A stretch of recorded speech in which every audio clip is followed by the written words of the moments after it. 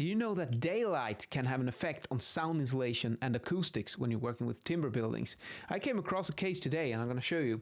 It's a school that I'm working on, and when you have two classrooms like this is the outer wall, it's facade, and then we have the room, the wall that separates two classrooms. So you have classroom 1 here and classroom 2 here. And this is a CLT school. So this is a load-bearing facade wall with CLT. And it's continuous. The elements can be very long, so they span over several rooms. And when they do that, you will get flanking transmission. And this is usually one of the most sensitive points when you're working with CLT. CLT is sensitive to flanking transmission. However, this is a facade wall.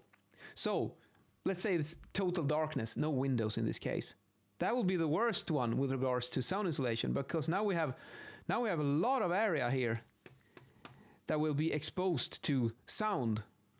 If the sound source is in here,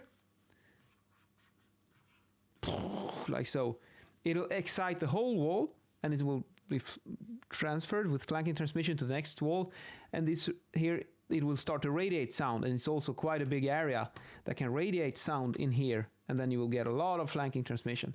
But what happens when you start to add windows?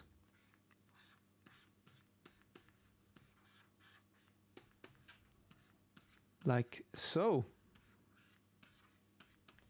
What happens? We just reduced the area of the wall quite significantly, because now it's only this area that can radiate sound.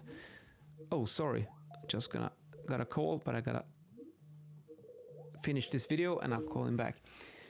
And the same thing happens in this room as well. So we reduce the area, but by perhaps, let's say, I don't know, 35% at least. And the same here. Reduction. So now the area is a lot smaller. And what happens? The flanking transmission is reduced. And this could be what just tips you over the edge so that you make it or break it.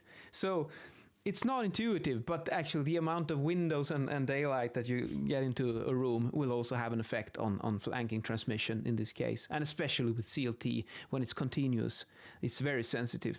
However, if you start to cover the walls with gypsum or elastic layers or something, or if you make a slice here, you split the walls into two different elements, then this conclusion is perhaps not that valid. But it's quite often that you have continuous elements like this between rooms, and then things like this can have an effect. And this is also why timber acoustics is so exciting, because everything affects everything else, especially acoustics. So you'll never stop learning when you're working with wood, and you have to know a little bit about everything in order to be successful as an acoustician with wood. And in today's video, I'm wearing blue, green, and I chose a pretty bright pocket square, which gives really good contrast. Just take a look. See, it's so visible when you got a contrasting color. If you would go for a dark pocket square, it would just vanish.